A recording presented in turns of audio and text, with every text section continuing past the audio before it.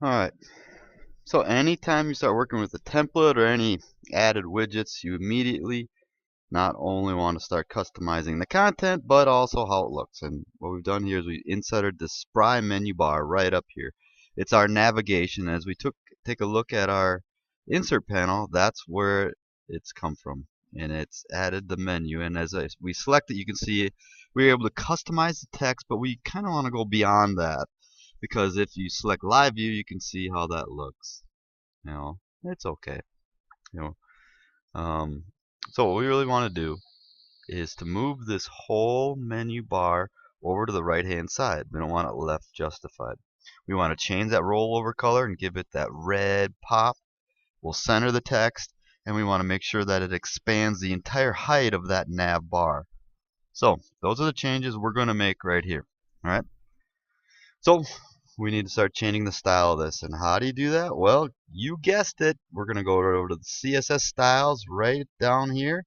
And look, spry menu bar horizontal.css style sheet that was added. This is great. So we can jump in here and start checking out these different items. In fact, we can start to see even maybe where that blue is coming from. So, all right. So I encourage you to kind of click through these and see where things are coming from. We want to change this whole horizontal bar and move it to the right hand side.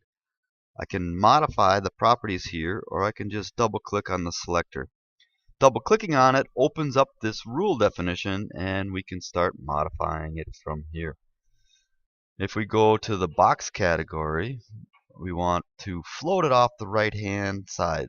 So let's go to float, and let's float it to the right and hit apply, and it moves it over there.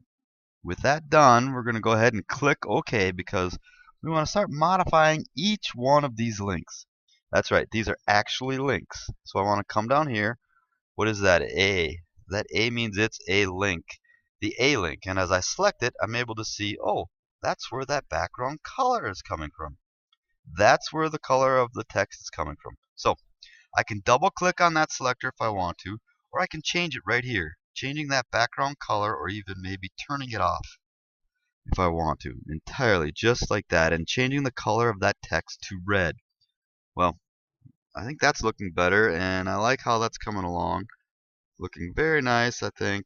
But if we go ahead and roll over any of these links, you can actually see that we need to center that text to make sure it fills the entire nav bar. So those options aren't right in here, so we need to double click on it. This selector, if I double click on it, we can edit it now. So going into the block category, we can align the text. So here we're going to center the text, clicking apply. It will move it over. So now it's centered, and that looks good, and at least horizontally, but we need to center it vertically as well. So in order to do that, we need to go to the box category, and right in here for the height, I just happen to know that the height is about 31 pixels, so I can click apply, and I've just made the height 31 pixels. Let's take a look at that. Alright, so it made it 31 pixels high. Well,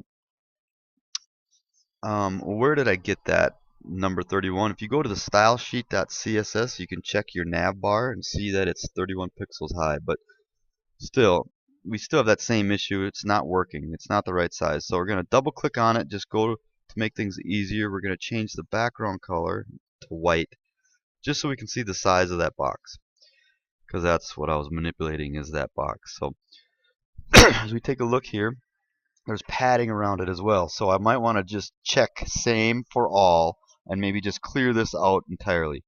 So let's see what happens. Click apply. That's much better. That's pretty good. It actually fits the height, but my text is up too high. So what I can do now is to turn off same for all, and right in here I can space it down from the top. Let's say about 10 pixels. Clicking apply, let's change this to pixels. By the way, clicking apply, and it's centered, so it looks a lot better.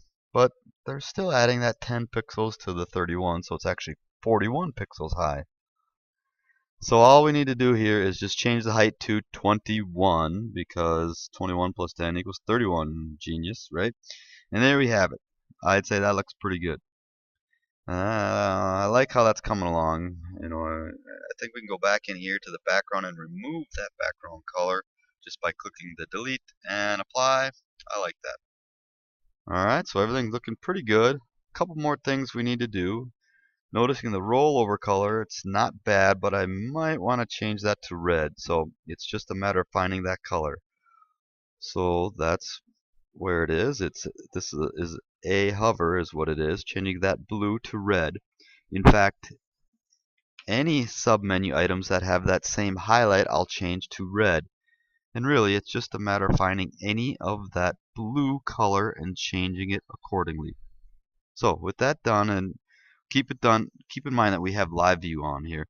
That's what enables us to see it, and everything is looking good. But this page is responsive, so we need to see how it looks, maybe even as it responds to different screen sizes.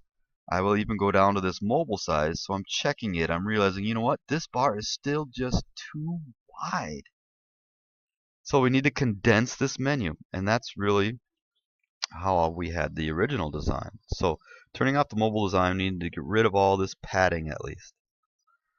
So we don't want as much of it. So what I'm going to do is we're going to go in here. Well, it's not my menu bar horizontal because it actually covers the entire area. This happens to be list items. So that's what these are. List items. And in here, this is where I need to start to look at. You guessed it, the width. Okay?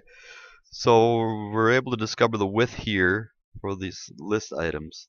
And from here I can change this from 8 EMs to about 5 EMs.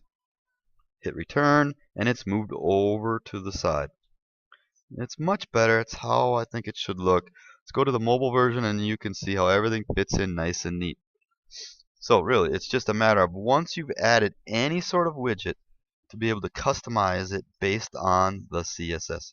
And really, it's just a study and figuring out where some of those elements are and understanding how to modify them.